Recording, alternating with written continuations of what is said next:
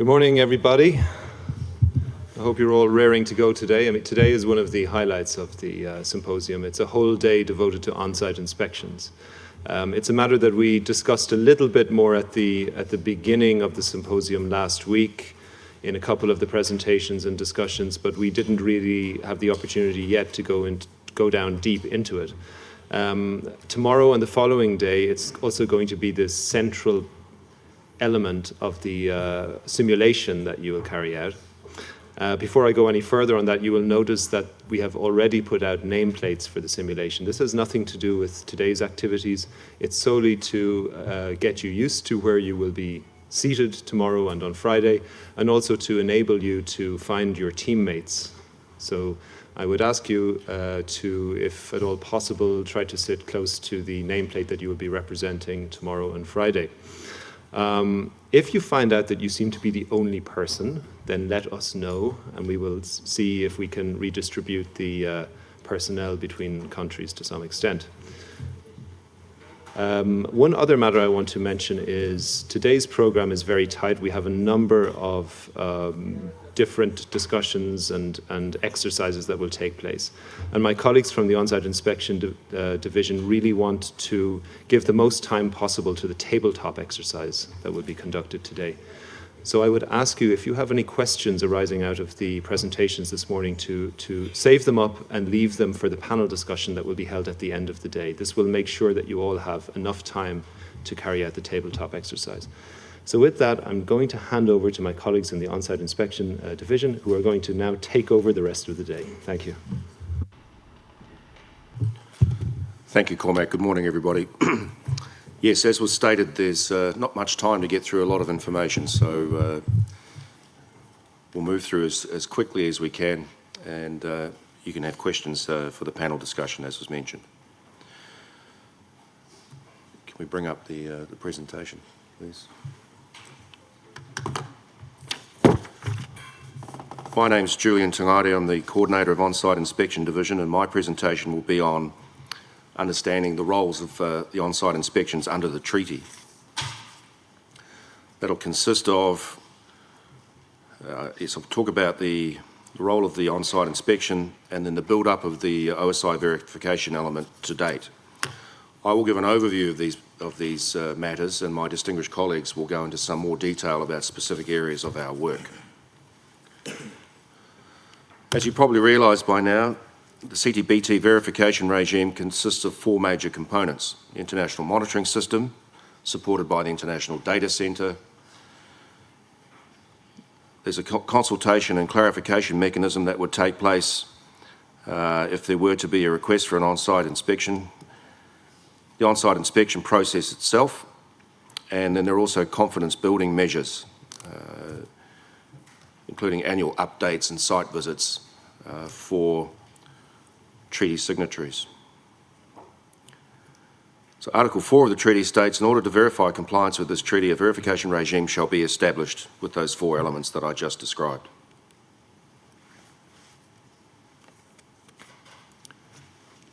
And there's the on-site inspection element there.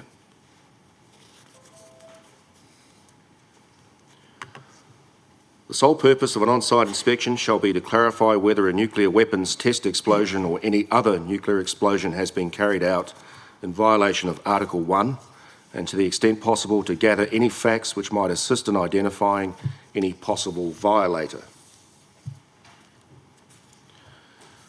An on-site inspection has a number of distinctive features. It is often described as the final verification measure, and is similar in nature to what you would call a challenge inspection under other verification regimes, because we need to remember that there are no routine inspections under this treaty. An on-site inspection can only take place after entry into force of the CTBT. OSIs are mandatory and strictly regulated, and there is a balance between verification requirements and protection of the legitimate national security interests of the country to be inspected. They're a low probability but very high impact activity. A request for an on-site inspection is the detail required for doing so is contained in Article 4. Any state party can request an OSI. The request is to be kept within the scope of the treaty.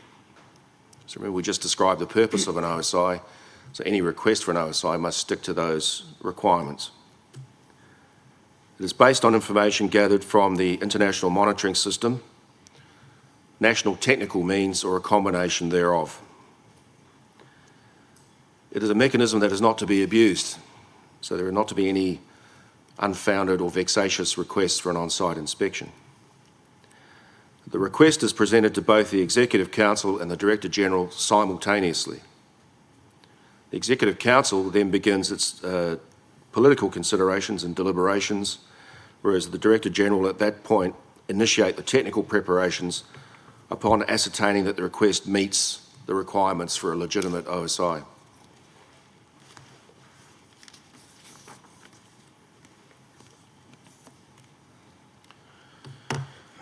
There are certain operational constraints or parameters that we need to bear in mind. The Secretariat does not have a standing inspectorate. The Secretariat can only use inspection equipment that has been approved by the state's parties on an approved inspection equipment list. An inspection area can be no more than 1,000 square kilometres in size. The inspection team is restricted to 40 persons in total, unless drilling as part of the on-site inspection is authorised, and you'll see how that process works later on. An inspection duration can be up to 130 days, so there'll be an initial period and then, if authorised, a continuation period. The treaty specifies inspection activities and techniques that may be used. Right, so there is a certain number of methods that you can apply, as you will see later, in the conduct of an OSI. They are very technologically complex activities.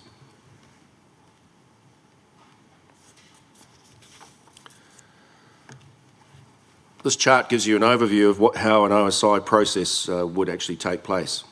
There'd be the submission of the request, which, as I mentioned before, goes to the Executive Council and to the Director General at the same time. Obviously, if the Executive Council doesn't believe that the request meets the required standards, then they will say no, they won't approve it, and then the whole process stops. However, if it is approved by the Executive Council, it then goes to the Secretariat, who will have activated the Operational Support Centre, and in 4 days it will lead to deployment to the point of entry. Upon arriving at the point of entry to the country to be inspected, within 36 hours they are to arrive at the base of operations, which is to be established near the inspection site. They will then start the inspection period, initial period of up to day 25, and then a progress report is submitted to the Executive Council. The continuation period can be up to day 60, and at the end of that time, or up until that time, a preliminary findings document will be submitted to the Executive Council to consider. And that preliminary findings document, after deliberation, the Executive Council will lead to whatever measures they decide to take to address the situation.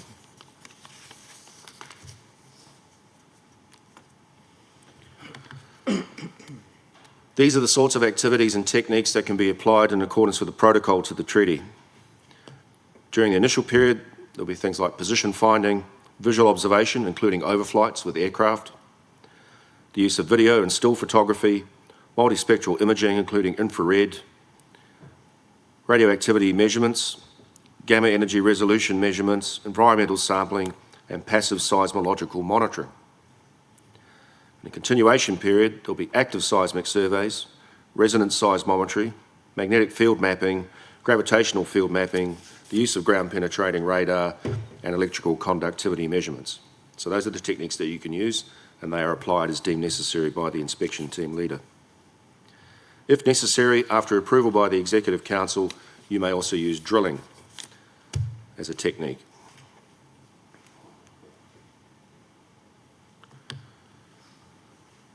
Whilst applying all of these techniques, you need a methodology to determine where to look in this 1,000 up to 1,000 square kilometre inspection area.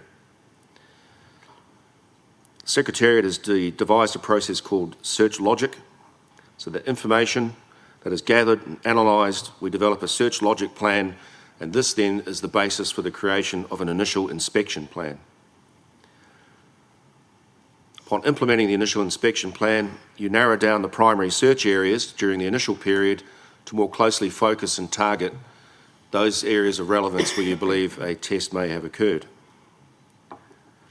Search target locations are identified during the continuation period, and evidence is collected at or in the vicinity of search target locations.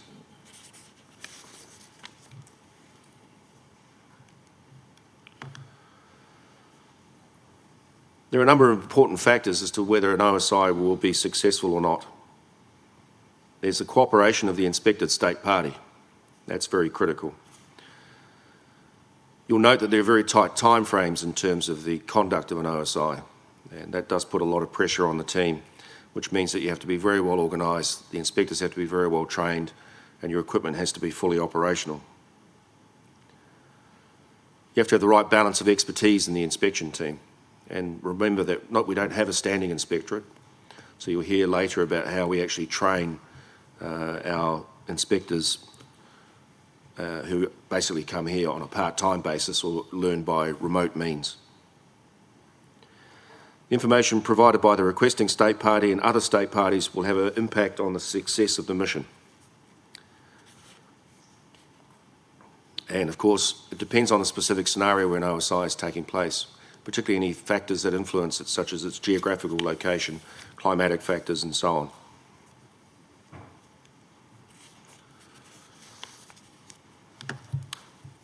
So to recap, there are 4 phases of an on-site inspection. There is the launch phase. You activate the operational support centre. You select the inspection team personnel and the equipment they are to take. And then the EC will take its decision. That means that the team can deploy. The pre-inspection phase is the inspection team travel to the point of entry.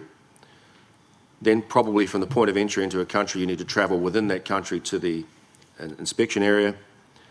And then you carry out the point of entry procedures as well. It's the inspection phase where you carry out the inspection in that inspection area with the techniques that I described before. And there's a lot of liaison between the inspection team and the inspected state party to resolve uncertainties and questions.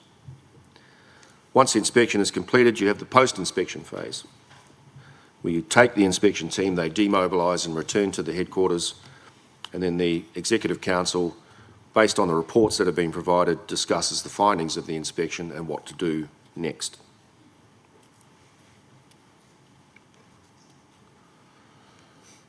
And there's a lot of, yes, here we go.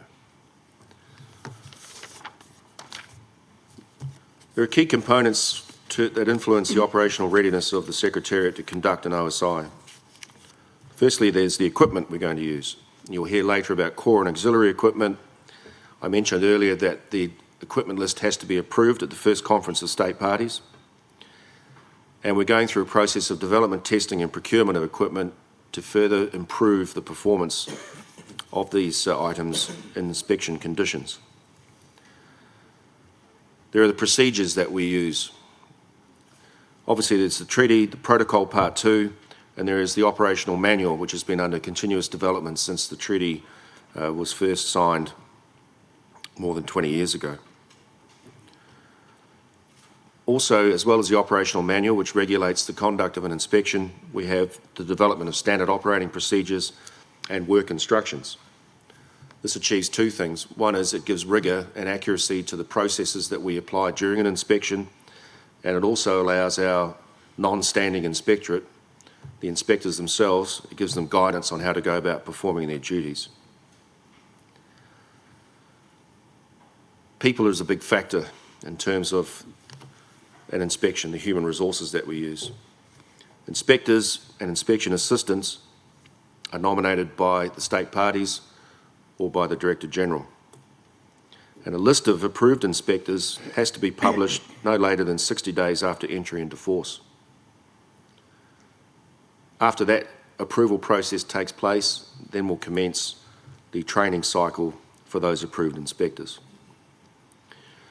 We also need supporting infrastructure to run an OSI. I mentioned before about the Operations Support Centre.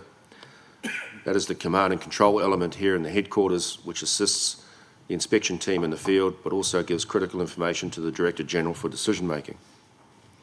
And we also have a thing called the Equipment Storage and Maintenance Facility, where we keep our equipment, and it also has facilities there for training of inspectors and for testing and development of equipment. And we're currently in the process of building a new equipment storage and maintenance facility just outside Vienna.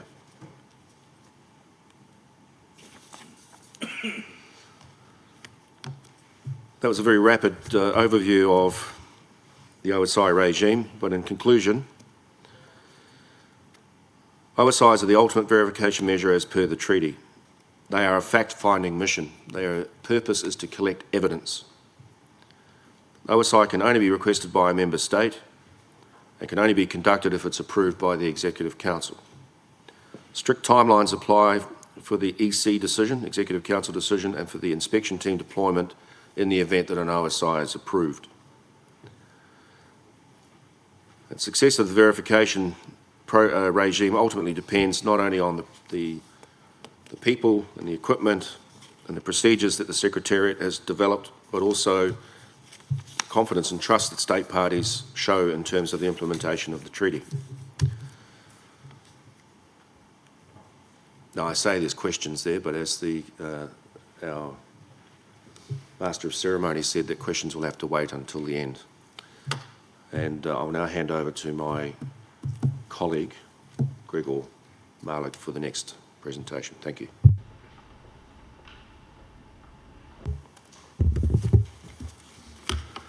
Yes, good morning, everybody.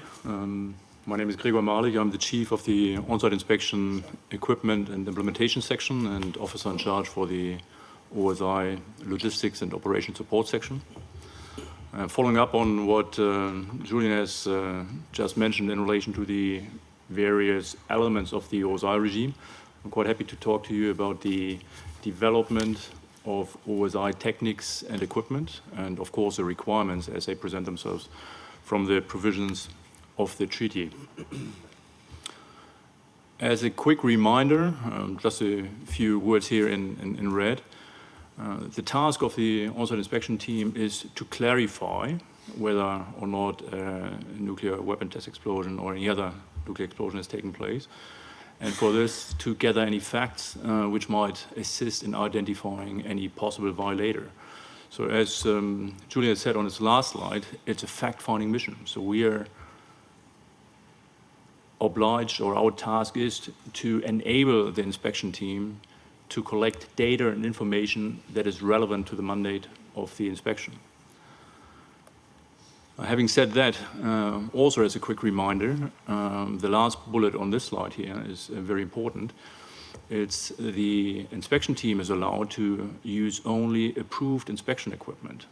And that is basically to, on the one side, have a credible verification regime according to the CTBT, and on the other side, to have a balance to the legitimate national security interests of the inspected state party. So the equipment that is being brought in by the inspection team has to comply with the specifications that have been approved by the initial conference of state parties. Now, having said that, there's a few fundamental elements that we need to consider. First one, the inspection team that arrives in the inspection area will not have seen the nuclear explosion. So the nuclear explosion has taken place, or maybe not. There was a triggering event. So at the time of that event, there will be no inspection team on the ground. So really the assumption is that an event such as a nuclear explosion would lead to signatures or observables that the inspection team is expected to identify and that the inspection team is expected to collect information on in order to allow conclusions as to whether or not there was a violation of the treaty. And finally, the signatures or the observables of a nuclear explosion is time dependent, so they might disappear over time. Some might disappear quickly, others might disappear over a longer period of time. Just for instance, thinking about the release of radioactive material or radioactive noble gases, those might become detectable only after some time after they have been released from the ground if there was a nuclear explosion and then dispersed into the environment. So, and then of course, if there was a nuclear explosion, and that again is something that is not clear at the outset of an on-site inspection, one has to take into account the possibility that the inspected state party might have undertaken activities to mask any signature that is associated or any observable that is associated with the preparation or conduct of a nuclear explosion. This slide basically lists, and I'm not going through the details of these observables, lists the observables that are expected from a nuclear explosion or the preparation of a nuclear explosion as being engineered observables. The basis for the negotiations of the treaty back in the 1990s were basically two different scenarios. There was a horizontal emplacement of a nuclear device or a vertical emplacement of a nuclear device, as you can see on the sketches here. And there's a number of observables that are not necessarily associated with the detonation of a nuclear device, but with the preparation of a nuclear test site, such as the building complexes, trailer parks, cable mounts, stemming materials, and so on. So there's a lot of observables that could point to the possible conduct of a nuclear explosion. So here we talk about engineered observables. There's also environmental subsurface observables expected, most notably the cavity that is expected to be created if there was a nuclear device detonated underground. It's a creation of a chimney to the surface or to the near surface, spallation or changes in the water table. All of those are those observables are kind of categorized under the environmental subsurface observables. And then as a third category, we do have the environmental surface observables. As you can see here, obviously a crater that is or might be created following a nuclear explosion at the surface, fractures, faults and cracks in the surface, radionuclides that are being released and therefore are observable or detectable at the surface. So again, this is a third category of observables. So the OSI techniques, which Julian has just introduced, and I'll come to that slide again in a moment, they were chosen to detect the various observables relating to the preparation, the execution, and post-execution of a nuclear explosion. And generally you can group them into visual or optical cues, then radionuclide, isotopic cues, and geophysical cues, including seismic events. But not all of these cues will appear in all cases, obviously. They can arise even naturally or for reasons that are not linked to a nuclear explosion. So the cues themselves need to be contextualized, and that is the task of the inspection team. And then one has to consider the various factors which might influence the detectability and the occurrence of such features. And this slide at the bottom shows a number of those factors, such as environmental factors, like the geology, the emplacement, the yield, obviously, of the device, and so on. So it's not as straightforward as it might appear when we look at the observables. And that is a major challenge for us in developing capabilities to apply the inspection techniques. And again, as I mentioned, the activities and techniques which are permitted by the treaty, they are listed in paragraph 69 of the treaty protocol part 2, and also in paragraph 70 followers in relation to overflight capabilities. Just to point out the difference, the techniques on the left are allowed throughout an inspection because they are considered less intrusive. And intrusiveness obviously is a big factor for an inspected state party. On the right-hand side, you'll see the techniques which are permitted during the continuation period only. We'll talk about the different periods again at a later stage because they are more intrusive and they are more effective once the search area that Julian has referred to is narrowed down already. This slide shows the technical capabilities that are permitted for the inspection team during overflights. There's a differentiation between an initial overflight. The inspection team has a right to conduct initial overflights, but with relatively basic technical means, the use of field glasses, passive location, finding equipment, video cameras, and handheld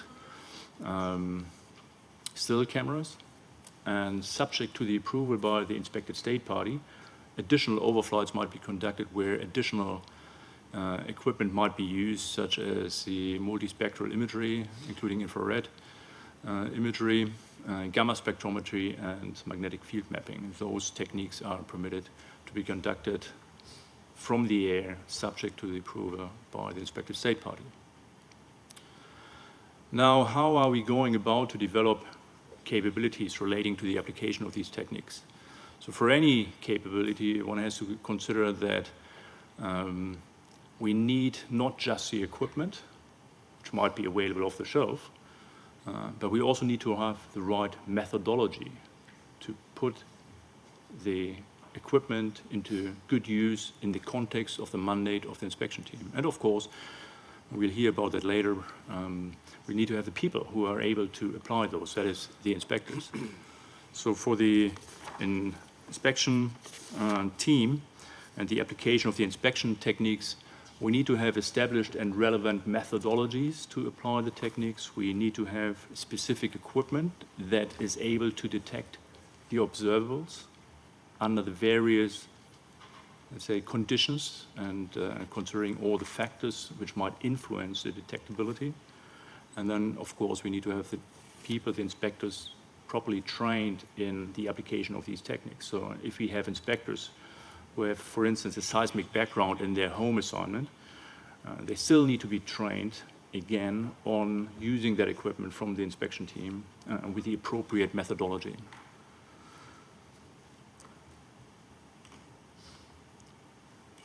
So when we look into the development of the techniques, we need to consider the technology-related aspects such as the purpose of the technique application, and I've given you examples for what observables we are looking at.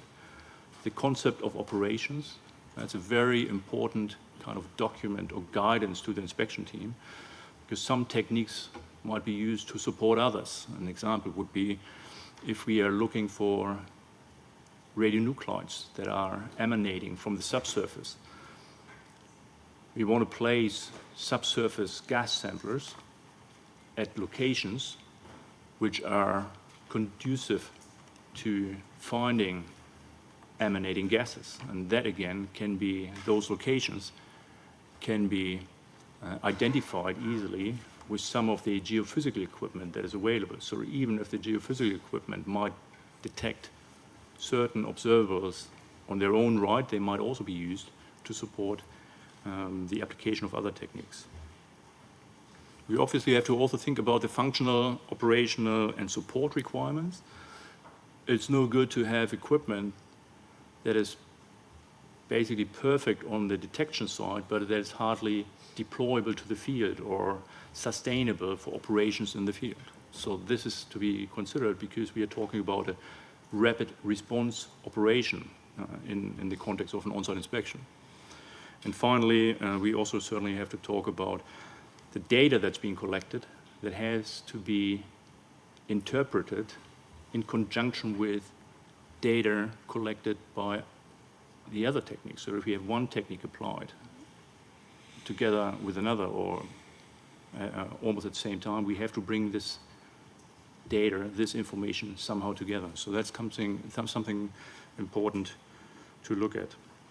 And then there's other aspects such as the rapid deployment arrangements and procedures, in-field operation support capabilities, the human resource needs, and so on. So I don't go into that detail, but these are the challenges we have to address.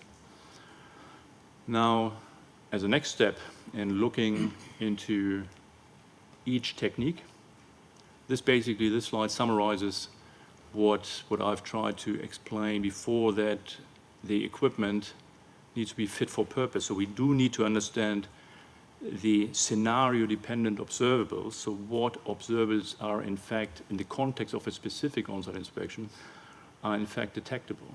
And then what is the concept of operations addressing, what parameters are being considered? Are they sufficient to provide guidance to the inspection team, either if the inspection technique is applied standalone or whether it is applied in conjunction with others? So I don't need to run through all these bullets, but basically saying that we have a systematic approach to establishing a link from the anticipated observable to the ultimate capability of applying specific equipment with a relevant methodology through trained or specially trained inspectors. And this slide summarizes the presentation. It's basically a continuous development loop that we are applying. We look at the observables, we develop the concept of operations, we undertake a survey and analysis of existing techniques that we can get off the shelf. And I can tell you, for visual observation, still photography, of course, we don't need to develop specific equipment for this, but for others, like the noble gas sampling, clearly there's a uniqueness in relation to the OSI techniques, so we have to really go through a proper technology development process. We identify the specification and procedures, we do undertake tests, and ultimately we present to state signatories draft specifications of equipment so that they can consider putting those specifications on the list, which ultimately shall be presented to the initial Conference of State Parties for approval, which would then be followed by the procurement of that equipment and keeping it available for actual on-site inspections. I think that's it for now. Further questions tonight. Thank you.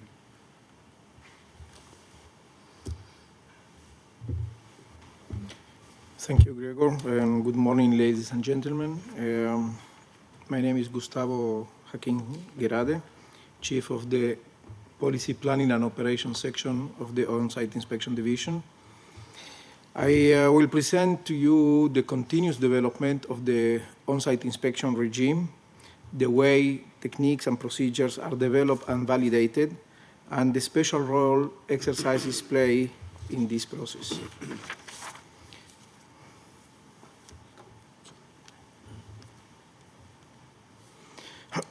In paragraph 15 of the annex of the resolution establishing the preparatory commission, it is stated that the commission shall make all necessary preparations to support or for the support of on-site inspections from the entry into force of the treaty.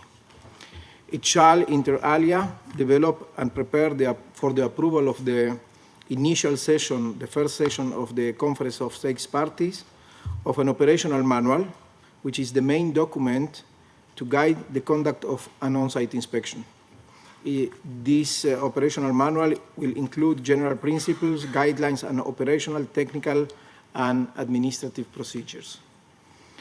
And also develop a list of equipment approved to be used during an on-site inspection.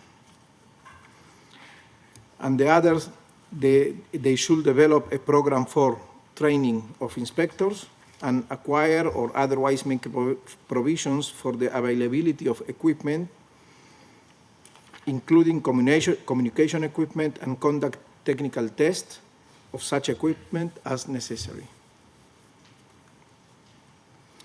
As you already seen this slide, the on-site inspection key components needed for operational readiness includes the development, testing, and procurement of core and auxiliary equipment, development and operationalization of infrastructures such as the ESMF and the Operation Support Center, training of the human resources composed by inspector and inspector assistants, and the development of methodology and procedures to conduct the on-site inspection. The building of the on-site inspection readiness toward entry into force of the CTBT implies developing capability for having two simultaneous on-site inspections, meaning approved inspection procedures, a roster of 400 inspectors, and 2 sets of equipment. The process of OSI capability development started in 1997 and consists of the development of procedures, inspectorate, and equipment and infrastructure. Testing and validation of the different components is achieved through exercises, being build-up exercises and integrated field exercises, a comprehensive benchmarking of that capability at that day. The feedback and lessons learned during the conduct of those large scale exercises are the base for the development of what we call the on-site inspection action plan. To create an informal and an internal guide for the PTS to establish the readiness of the on-site inspection regime, a revised OSI strategic plan was developed based on the conduct of periodic cycles of development, test, and evaluation. The revised strategic plan consists of two phases to establish the readiness of the on-site inspection regime.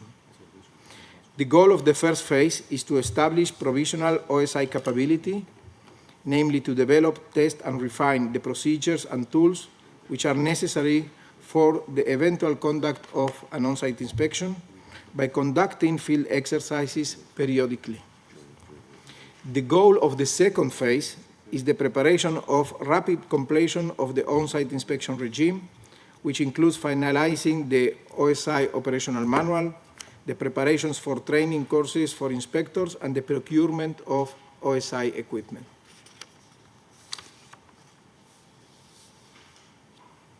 The PTS established mechanisms to build up the on-site inspection capability with multi-annual on-site inspection action plans as the central elements of those mechanisms. The first OSI action plan, 2010 to 2013, consisted of 38 projects and was based on lessons gained during the integrated field exercise conducted in 2008 in Kazakhstan. The second OSI action plan from 2016 to 2019 consists of 43 projects. The elaboration of the present OSI action plan is based on IFE 14 integrated field exercise conducted in 2014 in Jordan, and its evaluation report, IFE 14 participants' feedback, OSI Workshop 22 report, lessons from the cycle of build-up exercise before the IFE 14, and other expert meetings recommendations. All those were included in the OSI database of issues and lessons identified, known as DILI, while 95% created of those recommendations created the OSI action plan, were the base for that, and the remaining 5% are regular OSI division activities, or they do not require further action. The current OSI action plan is outlined in an INF paper, 1343, and it was approved by the PrepCom in its 46th meeting. The action plan is split into 5 categories and contains 43 projects. A category dealing with policy development, methodology, and documentation, which state the principles of conducting an on-site inspection. The second category is operation and operational support. The technique and equipment development is the third category with 12 projects. Inspectorate development, training of inspectors, surrogate inspectors, consists of 4 projects, and the development of OSI infrastructure comprised on 3 projects. Progress on the implementation of the OSI action plan is reported twice a year to the policy-making organs during the Working Group B sessions.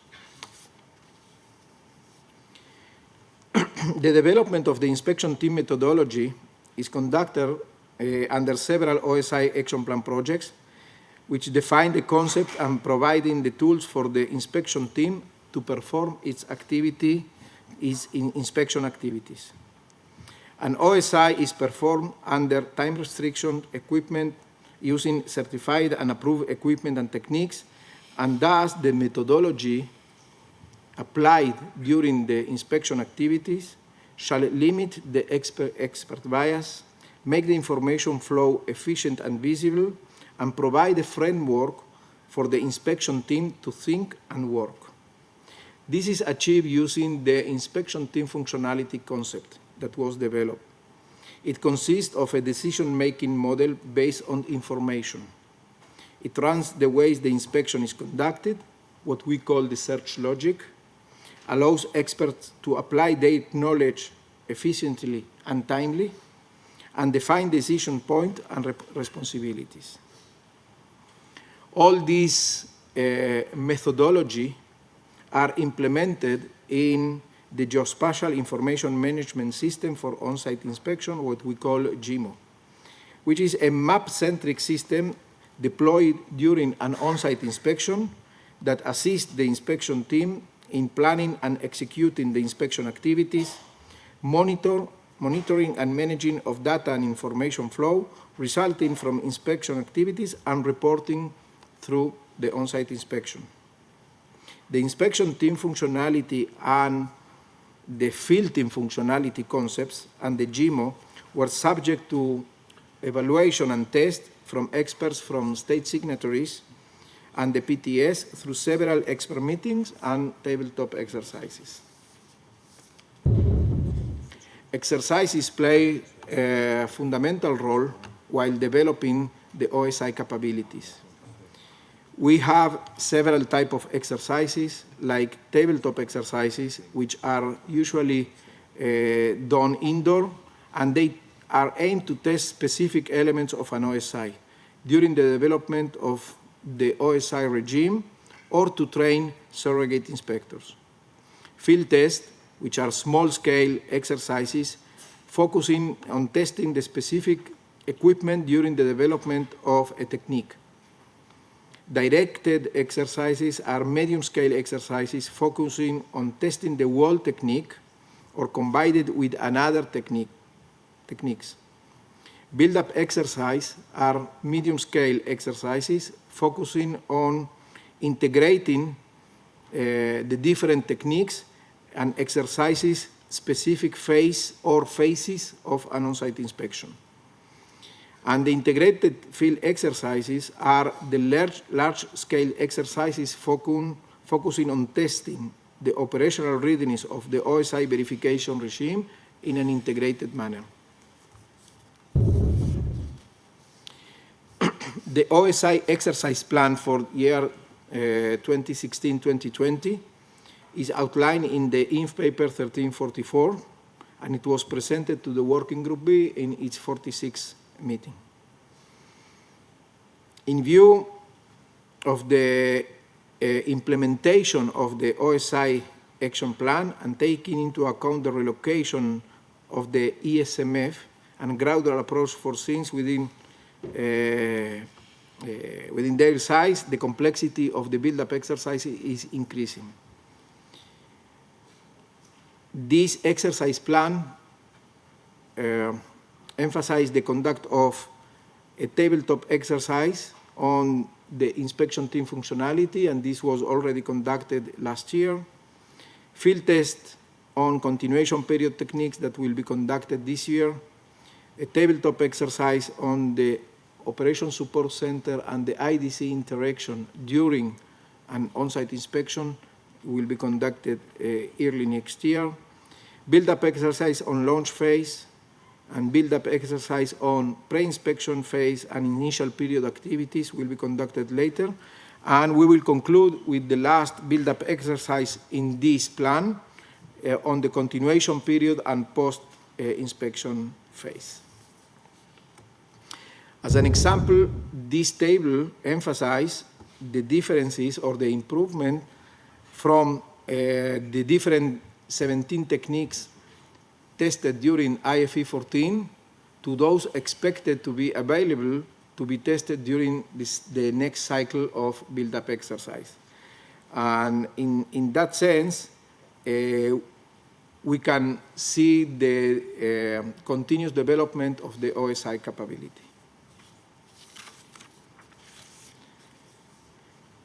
To conclude, the CTBT verification regime will be operational. The OSI on-site inspections are the ultimate verification measurement per the treaty.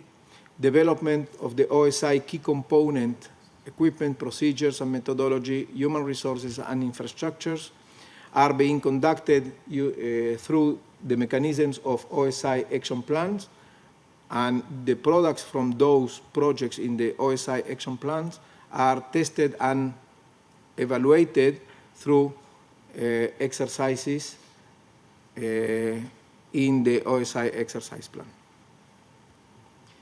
Thank you. Okay. Good morning, everyone. I'm Deng Hongmei, Chief of Documentation Section in OSI Division. And I'm going to share with you the development of OSI operational manual and the standard operating procedures. Can I have the... Thank you.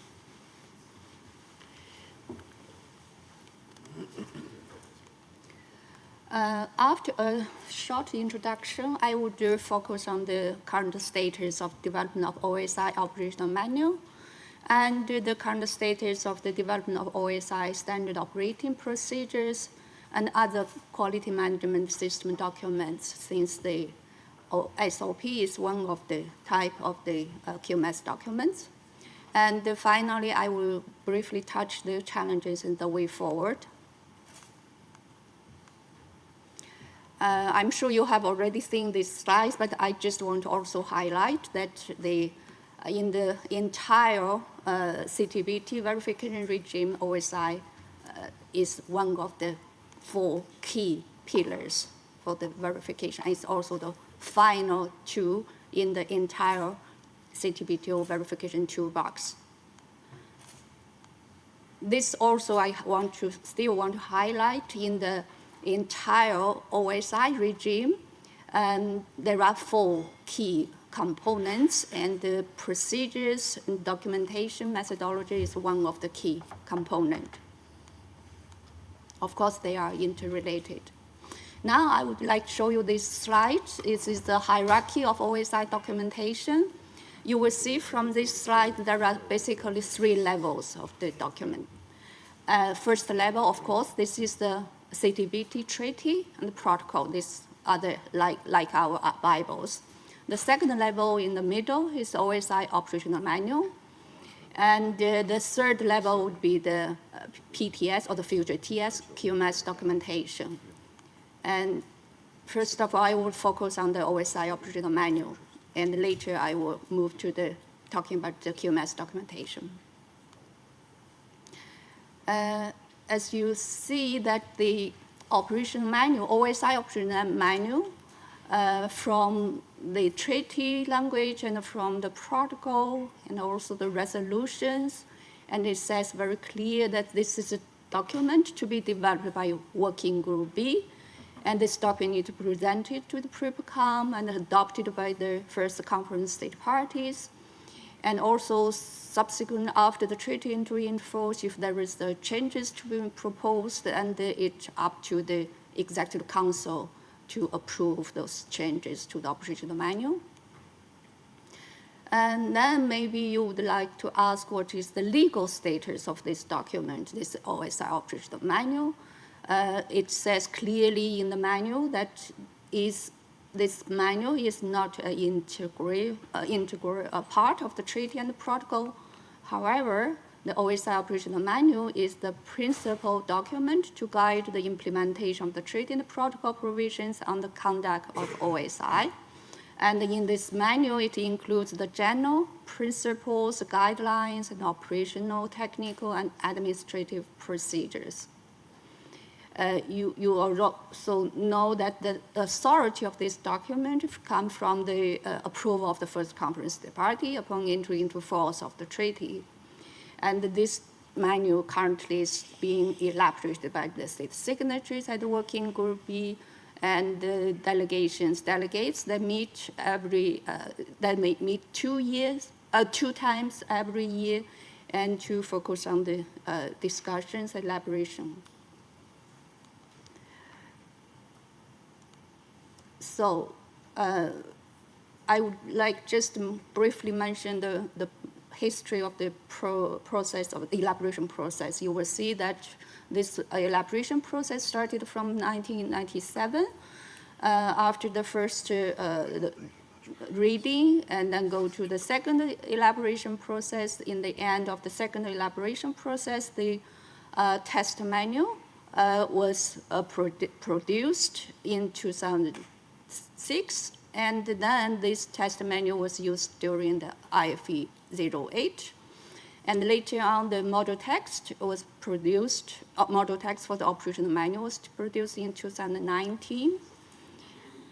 And then it moved to the third round of elaboration. So in the third round of elaboration, you will see started from 2009, and until now, there are a number, actually 5 updated or 5 revised model texts have been produced. And the latest version here, I put here, you can see this revised model text consolidated last year in 2017.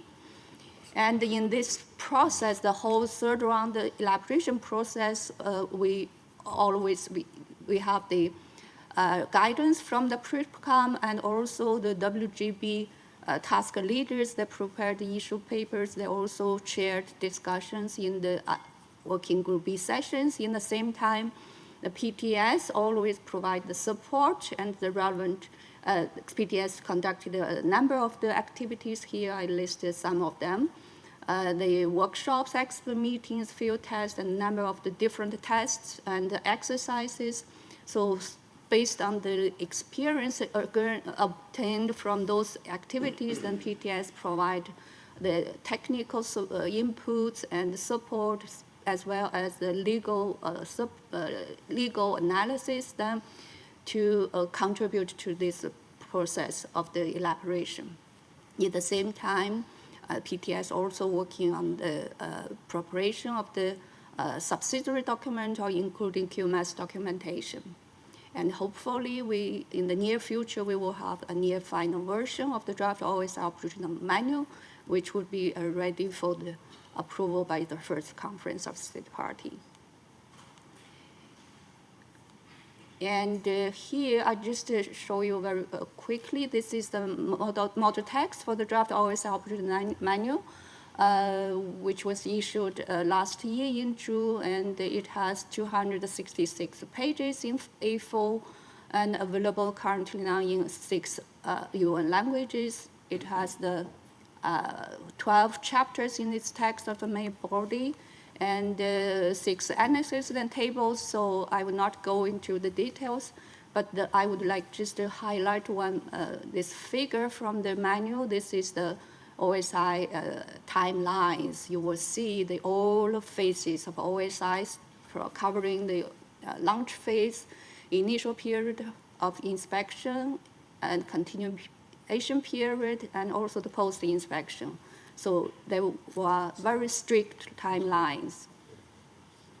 If you would like to study, then you need to study it later.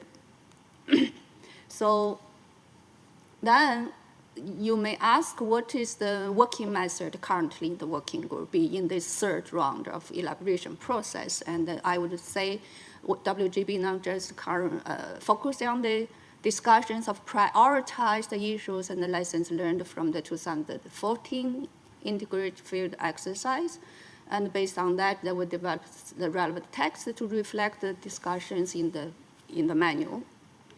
And currently, based on the task leader paper, there are in total 35 issues, including 18 OSI themes need to be discussed. This is the task leader paper, and here I just list in 2018 this year, in March, in the working group P50 session, there were 4 themes, including 9, I think the issues to be have been discussed. And one of them I just want to show you here. You will see the CPT continuation period techniques. This is the SIM 19, and it includes A, B, C, D, 4 issues. And these issues were discussed in March 2018. And the delegates, they focus on the content review for this CPT-related text, and also they did a review of the structure of this text, and also they discussed some of the guidance elements. And then they are now focusing on the consistency in the model text of the manual. And as you know, the CPT techniques, they are a part of the whole inspection techniques. So that's why consistency issues now currently is the issue discussed in the elaboration process. And based on the discussions, then currently the heading of this chapter 6.8 has been changed from the CPT to the non-seismic geophysical techniques. And they also are doing a systematic approach, and there are for the different techniques under the CPT, for example, gravitational field mapping, magnetic field mapping, ground penetrating radar, electrical conductivity measurements, all different techniques will follow the same stand or criteria elements for making sure that the same levels of the technical details be included in the manual, and some of the more detailed text that they are already agreed to be deleted and could be moved to the next level document like SOP. So I would just show you the future priority for the next two working group B sessions. The delegates, they are agreed they will discuss the issues to making sure the issues to be tested in the planned build-up exercise are developed also in the model text. So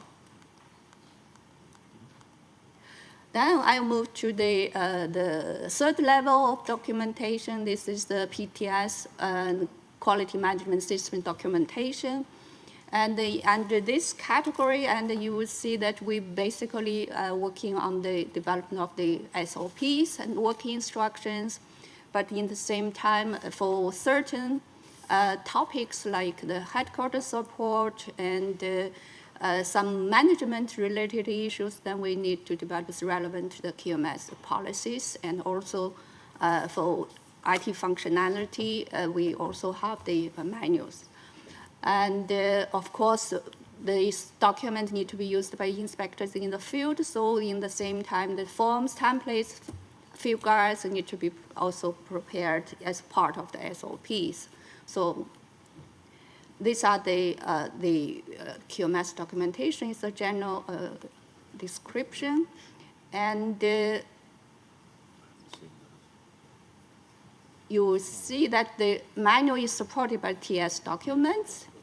And now this is the SOP in OSI division started to develop SOP actually as early as in 2002.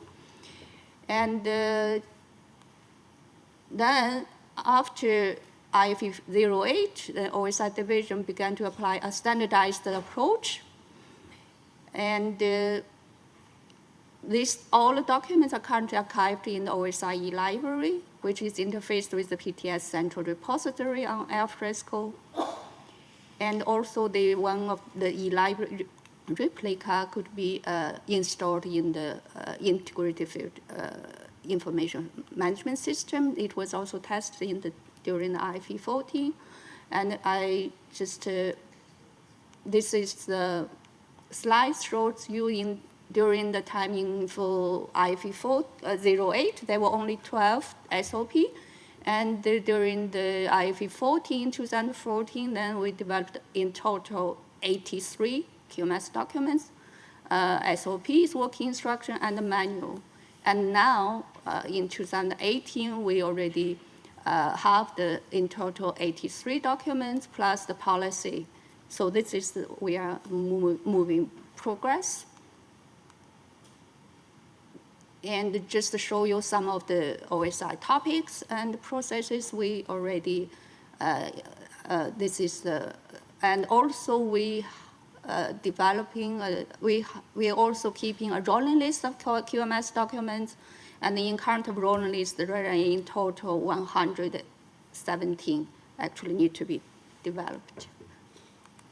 The challenges I will only briefly say actually the goal of the development, it should be a set of OSI documents for use. This, of course, including the manual developed by the WGB, and also a set of the QMS documentation, plus, and also the equipment user manuals, which is a combination of the manual from the manufacturers. Challenges, as you see, the development of the manual, depending on the state signatures and plus the PTS support. And sometimes it's challenging because we need to provide the technical input and also the legal, sometimes the legal support as well. And for the PTS, QMS documents and the doc control and the central repository, this is quite also challenging. There are different versions and consistencies we really find, and we are now really working on that to address that. And also the records management. This is also one of the action plan projects that we are currently working on. And then the document rapid deployment is also one of the challenging work for us, and all the documents developed, drafted, and need to be reviewed through the QMS process and also validated. And then you will go to the field for use. And also the last one I would say is not only you develop such kind of a group or a set of documents, but the most important that the document need to be used by the inspectors, in the different exercises and the trainings and the related field tests. And this is the people need to familiarize them and use them. Then you will get, based on the lessons learned, then to start the next round of the revision and to get to improve the document and to make them ready and until the treaties enter into force. So with that, thank you.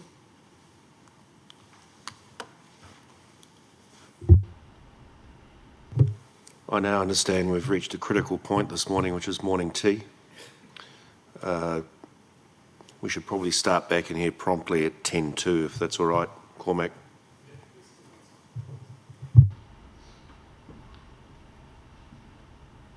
Just before you do go for your break, we need to do a quick check of all of those who are at country plates. Nikita, if you wouldn't mind, and anyone else who's here ready to do that. We are particularly looking to see if there are any empty spaces.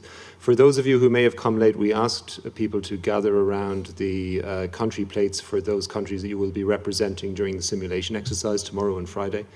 It has nothing to do with today's OSI-related activities. It's in order to help us prepare better for the simulation. So we're just doing a quick check now.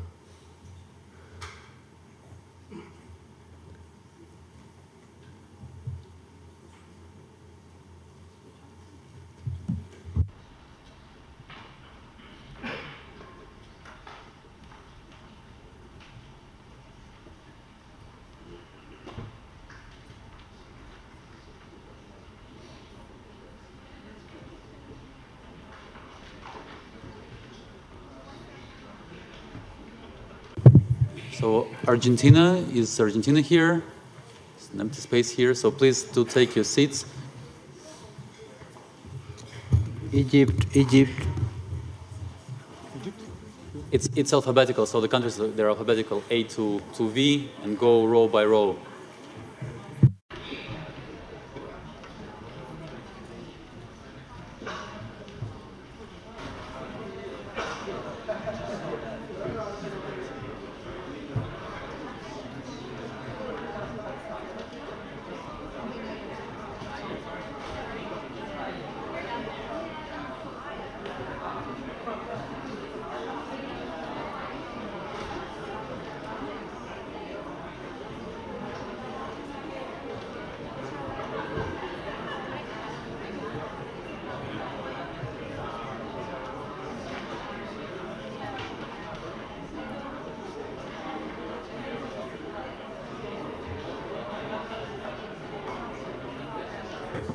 Okay, you don't have very much time for your break, so please enjoy it. But try as far as possible to sit around the country seats to which you've been assigned for the rest of the day, so we can figure out if some are not represented or if some are underrepresented. Thanks.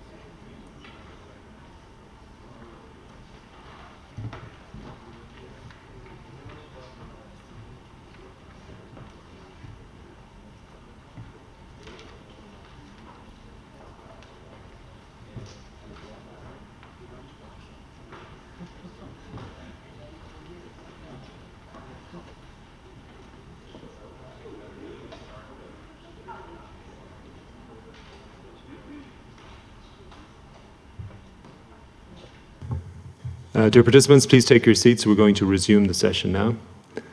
I'm going to turn the microphone over to my colleague, Misrak, from the On-Site Inspection Division. Thank you.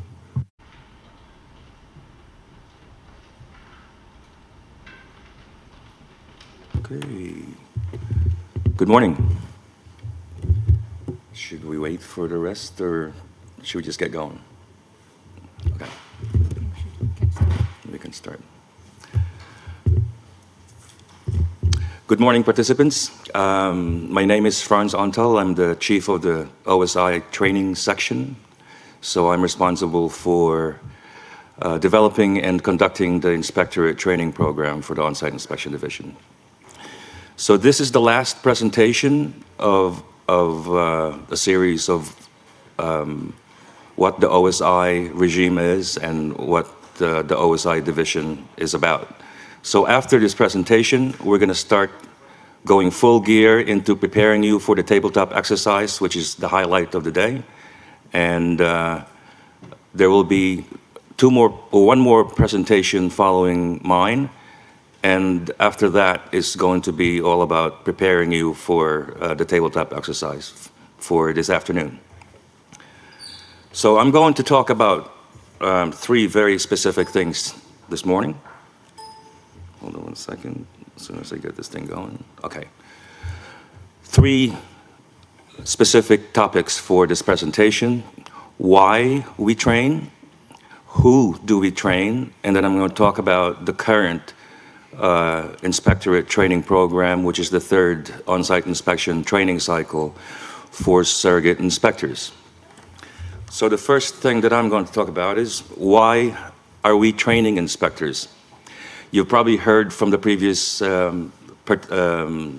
presenters that an on-site inspection will only be conducted, can only be conducted after the treaty enters into force, right? So why are we training now when the treaty is not into force? Well, there's two very basic answers to that question. The first answer to that question as to why we train is because it's enshrined in the treaty of the CTBT that at entry into force, we have to have trained inspectors ready to go. So in the treaty, we are obligated to provide relevant training for each potential inspector, and we are conducting this training in coordination with all of the member states. They have agreed to this training program, and they are providing us all the support that is required to conduct this training program. We are also conducting the training in accordance with the resolutions that were established, that established the PrepCom, that there has to be a program for inspectorate training that's running even before entry into force. So this is the first answer to the question why we train. Now, me personally, I do not consider this as a motivation, a major motivational factor into why we are training inspectors now. I consider the more of a motivational factor in the fact that, as you've heard from all of the other presenters before, on-site inspections are very difficult inspections. On-site inspections are technically complex. They are also very logistically heavy. The nature of an on-site inspection will guarantee that wherever we do an on-site inspection is going to be in a very remote area, far away from population centers, without a lot of infrastructure support. So it's the logistical burden for an on-site inspection is very heavy. Third, on-site inspections are very time-bound. It's bound to very specific and very tight timelines. Also, on-site inspections are very procedural, as you will find out this afternoon. And we also do not have, as you've heard before, a standing inspectorate. So we are training inspectors that come here on a part-time basis, released from their daily jobs, and we need to keep them engaged and motivated. So all of these critical factors in on-site inspections is what drives us to continue training even before entry into force. And once the treaty enters into force, the training program will get into even higher gear. So this is why we train. The next topic that I'm going to talk about is who do we train? Who are these inspectors? You've probably heard of the term surrogate inspectors. The term surrogate is there because, again, we have not entered into force.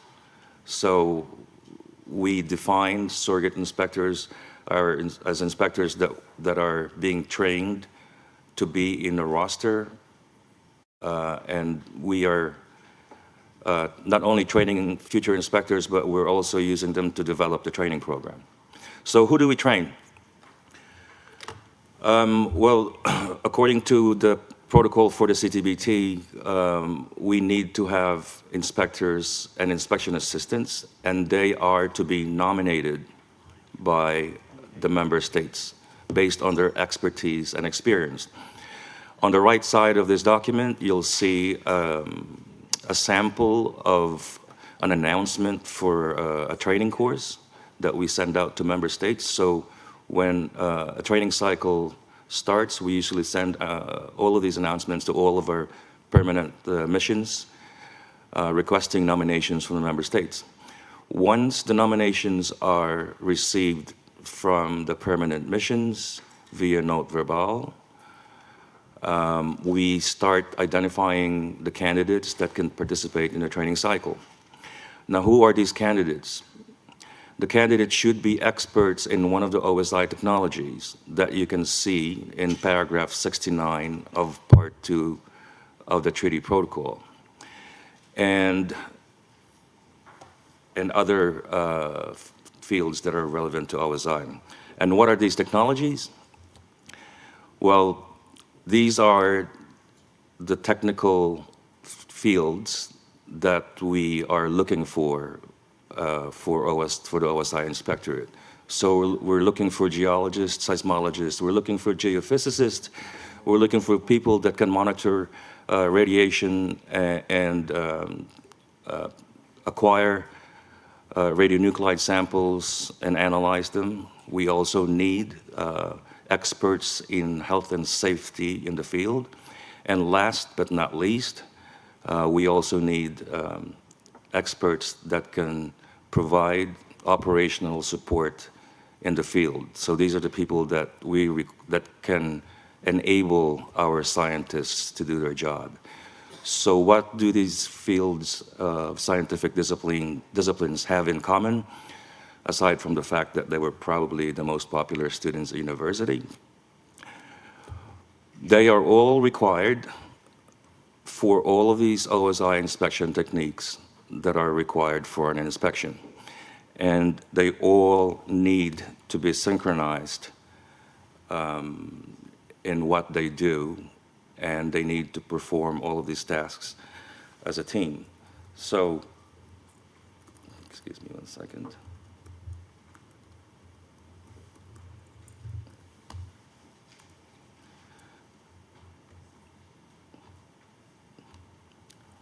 So we have position finding is one of the techniques which requires experts and visual observation. So what does that mean for the rest of the team? Well, a visual observer needs to differentiate between underground nuclear explosion signatures versus natural or industrial signatures. A seismologist needs to understand the differences between underground nuclear explosions and earthquake aftershocks. They have to detect differences in sound propagation through the specific areas compared to the general characteristics, geological characteristics. A geophysicist, what do we need them for? Well, we need to know what techniques work for what signature target, and the likelihood of those techniques working in a particular geological setting. A radionuclide expert is sort of obvious, but we need to know how to identify relevant radionuclides and utilize them to determine where the likely source is. And then last but not least, drilling, which needs further approval by the Executive Council. A drilling expert needs to know how to drill to a target and recover a radionuclide sample that can be analyzed to clarify whether an underground nuclear explosion took place or not. So that is who we train. Now I'm going to talk about the current training program that we are running for inspectors. It's called the third on-site inspection training cycle for surrogate inspectors. Why is it called a training cycle? Well, it's currently a closed loop of 3 different blocks of training, and I'll get into that further. We are now into the third training cycle that started in 2016. The first training cycle started in 2007, and as you can see, it lasted for 2 years versus the 4 years that we currently have. The second training cycle started in 2010 and ended in 2013. So you can see that there's been a development of equipment and procedures and techniques that have gone into the Inspectorate training program, which now will last until 2020. The aim of this current training cycle is to add 50 new surrogate inspectors to the current roster of 101 specifically, surrogate inspectors that are on the roster. We also have to go back to the people that we trained since 2007 and provide them with a refresher program that will get them up to speed with the new techniques, equipment, and procedures that have been developed since 2009, when the first training cycle started. We currently have about 18 weeks of training spread out over a period of 4 years, but when the treaty enters into force, as I said before, this is going to get into full gear, and it will most likely be a continuous 4-month training period for the surrogate inspectors. So the structure of the training cycle, it's divided into 3 blocks over 4 years. We have just finished the first block, which is the introductory block, and we are now about to start the advanced block of 9 weeks, and the first 3 weeks will be held in South Africa in October. After the advanced block, we are going to go switch into soft skills and leadership block, which is very critical in deploying a team in the field. All of these inspectors that we're training now will be stress tested and our training program validated or tested during 3 build-up exercises that will be conducted starting from 2019 to 2020. So we are halfway to the training program now. This is the breakdown of what we have currently with regards to the regional breakdown and the gender breakdown of the surrogate inspectors, not only the active trainees, but the roster.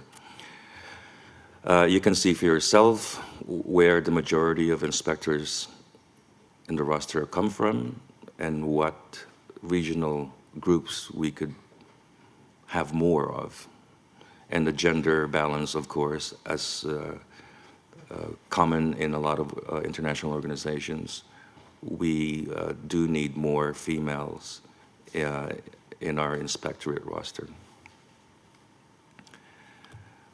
As far as the distribution of techniques, including the third training cycle that's current, this is the distribution of techniques and services that we have as surrogate inspectors in the CTBTO.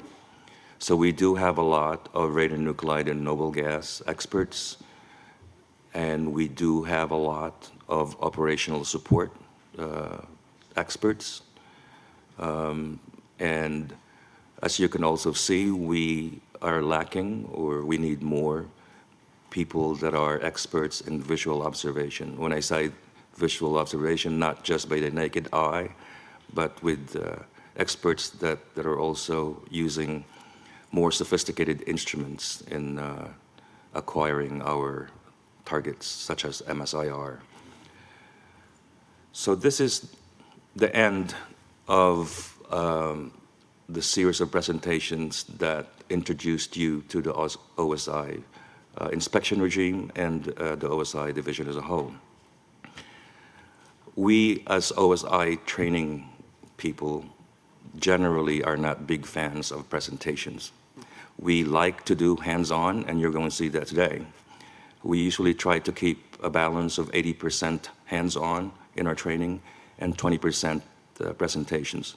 So there will be the presentations that you'll get now, and there's only going to be one non-preparatory type presentation, will be, that is preparatory, correct, will be geared towards preparing you for this afternoon. So the next presentation will be from my colleague Julius. He's going to introduce you to point of entry procedures, which is what we are going to practice and play on the tabletop exercise today. I want you to listen to the part when he talks about inspected state party rights and obligations and inspection team rights and obligations, because that's going to be played today.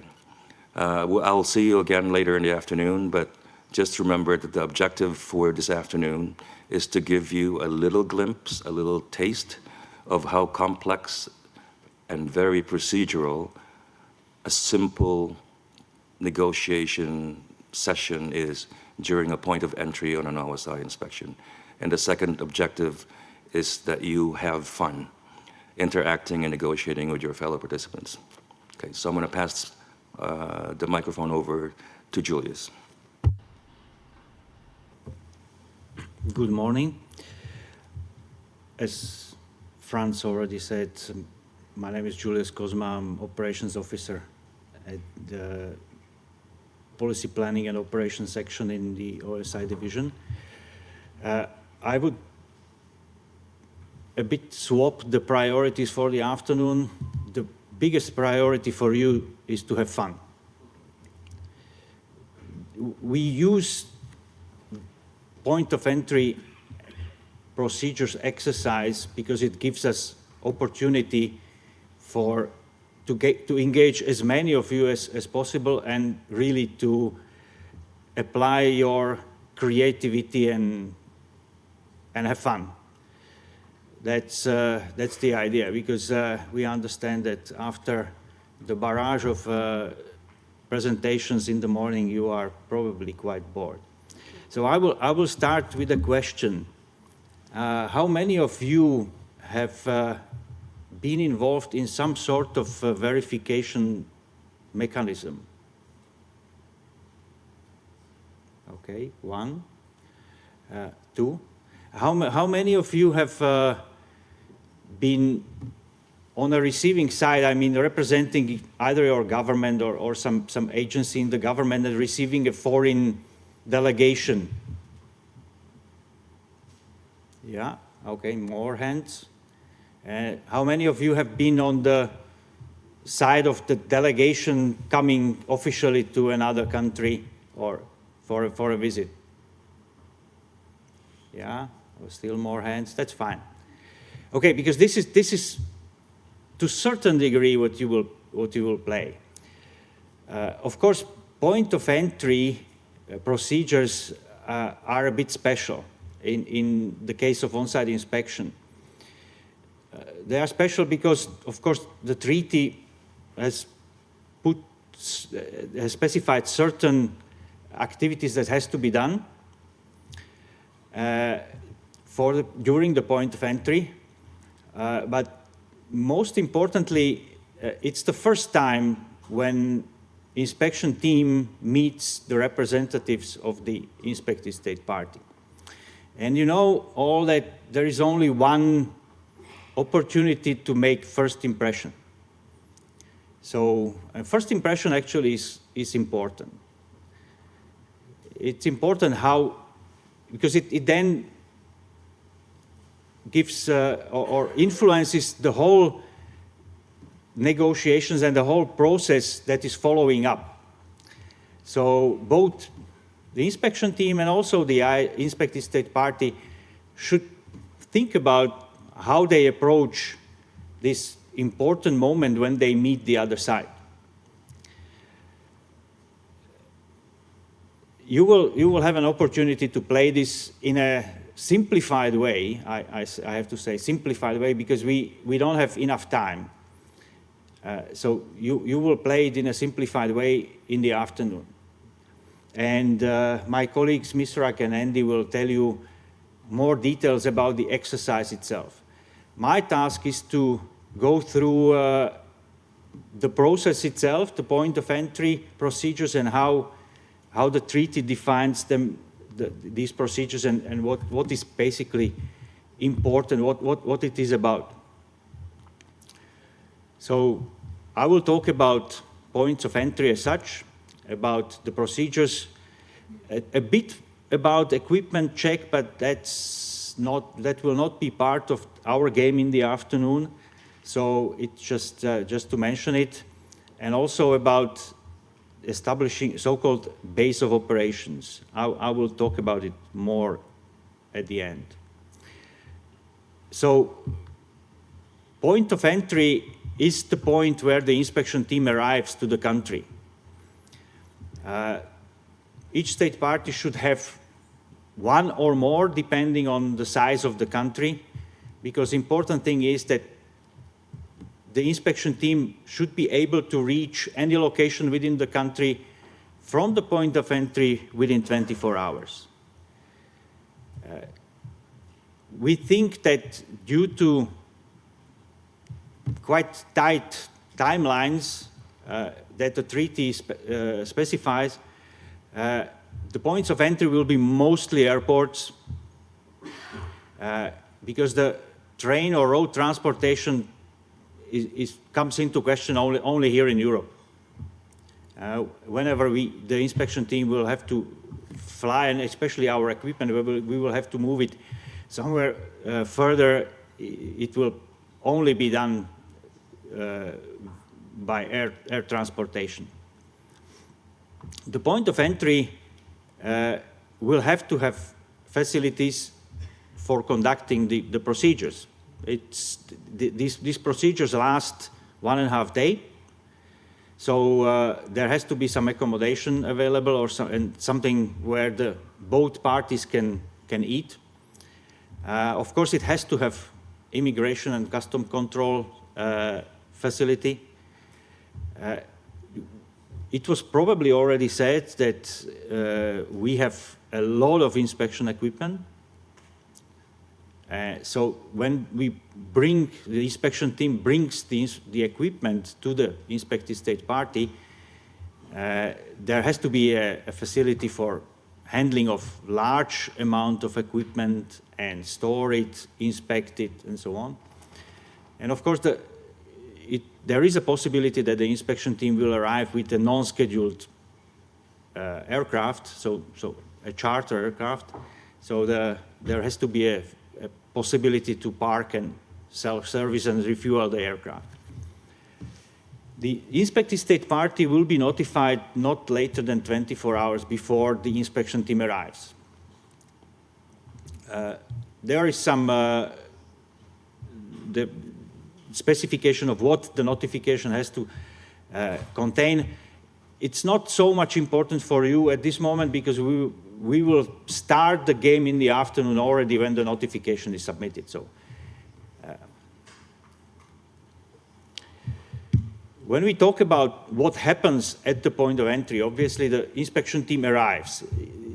There are possibilities that the inspection team arrives as a one group, or that because we have inspectors from all over the world, so they may actually gather at the point of entry, and then we call point of entry also assembly point.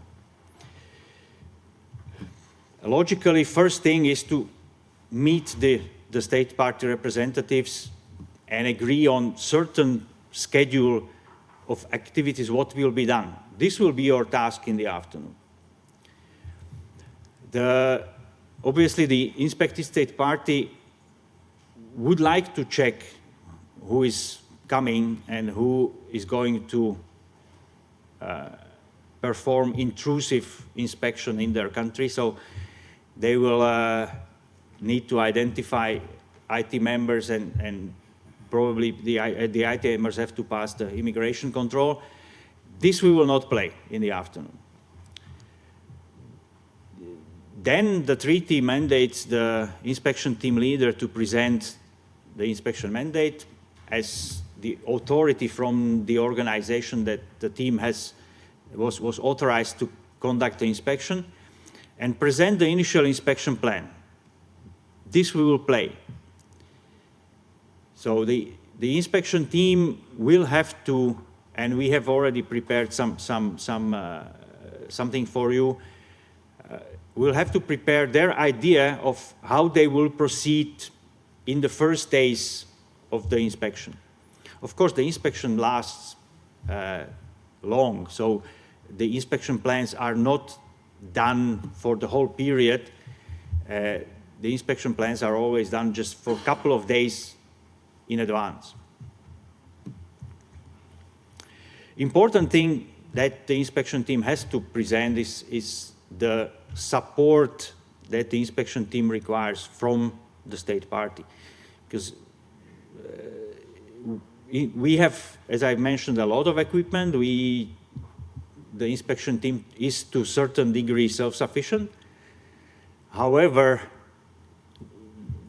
still, the inspection team still relies on support from the inspected state party, especially support, logistical support, and some support in area of security and operation support.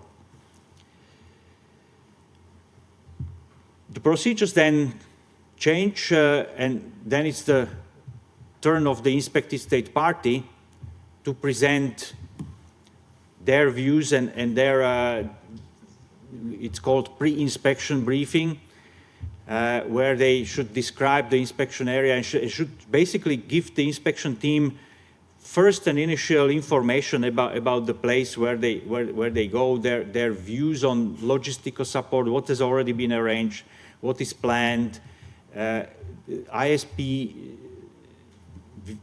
regulations on communications and confidentiality, and this kind of things which are important for the beginning.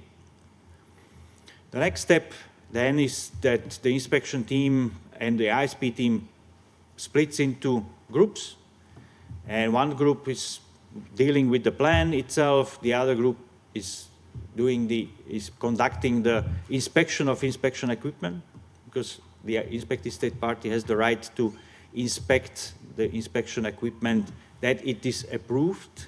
But after some experience from previous exercise like this, we are not going to play this now, because it's a logistical burden and it kills a lot of time. It doesn't and it's not so much fun.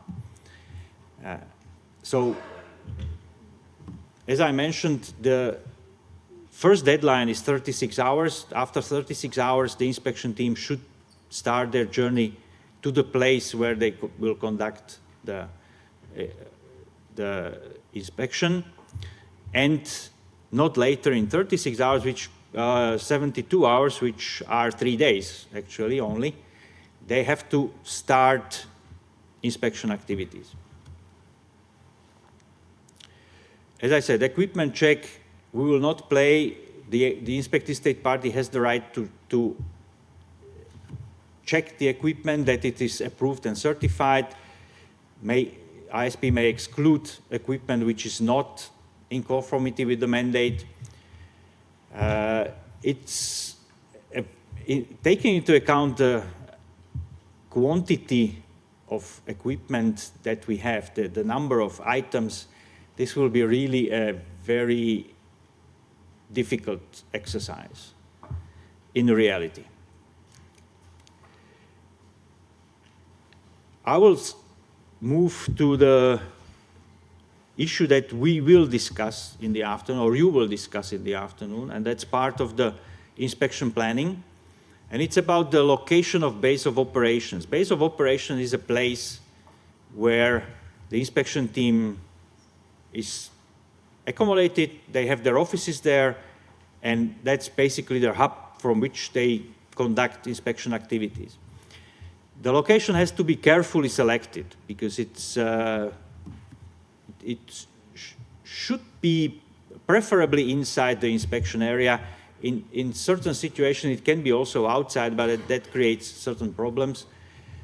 So preferably within inspection area, and it has to have good ways of commuting to the other parts of the inspection area, because that's the inspection team will dispatch teams to the inspection area. So the location of the base of operation is important. Of course, there are, on the other hand, health and safety concerns, because if there was really a nuclear test or nuclear explosion conducted, there may be some ground contaminated. So, and of course, the inspection team doesn't want to stay in a place which is contaminated. The picture that you see is base of operations from our last large-scale exercise in Jordan. So on the horizon, you can see the Dead Sea. That was the location. The inspection team was living in a fixed infrastructure, basically in a hotel. And the base of operation was like this. The areas where the inspectors work. This part was only IT. It's IT offices based on the treaty. Inspection team has certain rights and immunities, and they have a right to have offices where only inspection team can work. On the other hand, there are some areas where both inspected state party and inspection team has to work together. And then there are some other areas.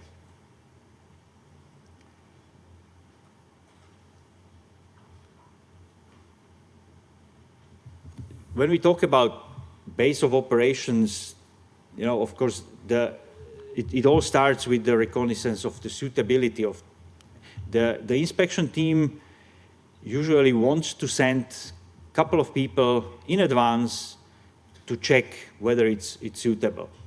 That is one of the issues that's usually discussed right at the beginning of at the point of entry. After the inspection team arrives, they have to, if they need to erect their living quarters, they erect the living quarters, or they put their stuff in already available living quarters, and they start to erect the offices. There is certain sequence. First, of course, medical facility. Then you need to have a communication means running, and prepare the offices where the inspectors work. And this all has to be basically finished before the 72 hours deadline. I think this is the last, no. Okay, yeah, sorry. I have two more slides. One is about inspection team rights and obligations. The other is about inspected state party rights and obligations.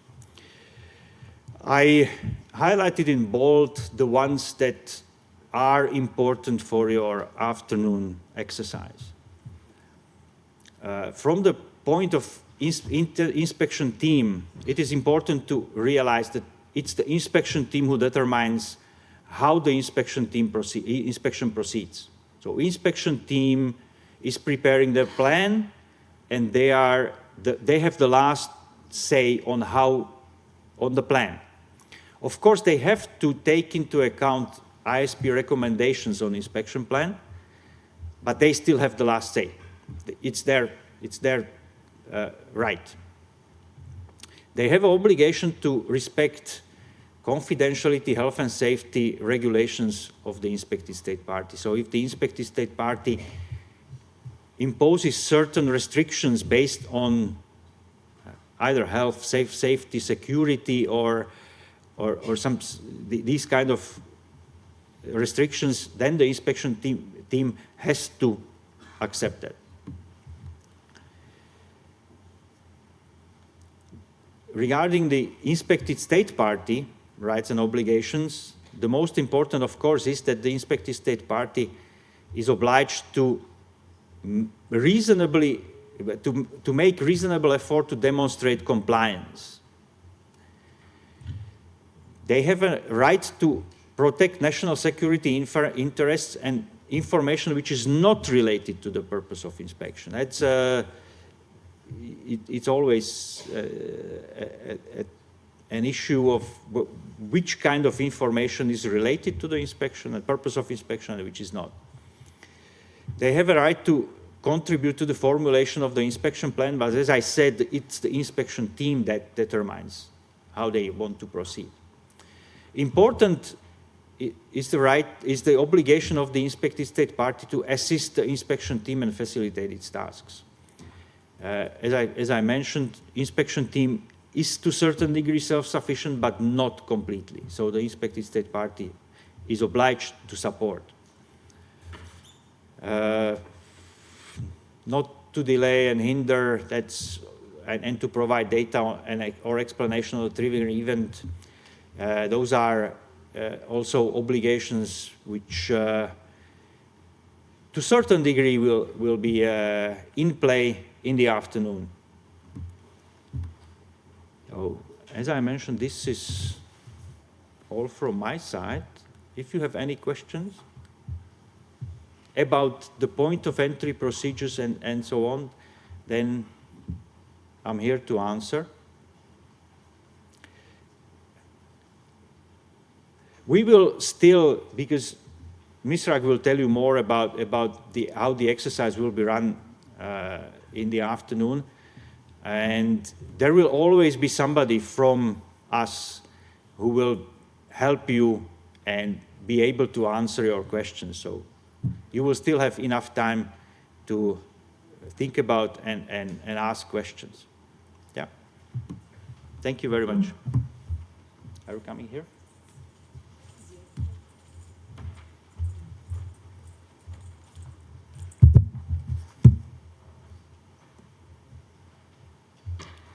So, good afternoon. My name is Visrak. I'm a training officer in the on-site inspection division training section. So now officially we'll start our tabletop exercise. The briefings which has been given so far will serve you only as a background information for the exercises we are about to start. The tabletop exercise objective is just to give you a bit of, or a quick look at the negotiation aspect of the on-site inspection under the Comprehensive Nuclear Test Ban Treaty. We focus on point of entry procedures. The presentation by my colleague Julius provided you the rights of inspection team and also the obligations of the inspection team. He also mentioned the rights and obligations of inspected state parties. So using these rights and obligations and the treaty, we would like you to test and see, just to have a flavor of how these negotiations takes place. So that is the purpose of the game. I want you now to put your mind into a different situation, in a simulation. So forget where we are now and think that the CTBT has already entered into force. The CTBT entered into force in late 2017 following the ratification of the 44 states mentioned in the treaty, Annex 2 of the treaty. Right? So this is the scenario that we are looking at. During the 6 months period that followed the completion of the ratification of the 44 states required for entry into force, the Technical Secretariat entered into an accelerated plan of completing the build-up and upgrading of the verification regime, especially the on-site inspection. Right? This is the simulation that we are playing. And this was supported by a special fund. So we got the fund, additional fund required to fulfill these purposes. Later on, the Director General of the CTBTO stated in press conference that the verification regime is ready and solid for any challenge. During this time, a country called Alluvia submitted an on-site inspection request to the Director General, as well as the executive for the DG to forward this for the Executive Council of the CTBTO. This is Alluvia, the inspected state party. Meridia is a country is suspected of having conducted a clandestine underground nuclear explosion. Why? Because there was an underground triggering event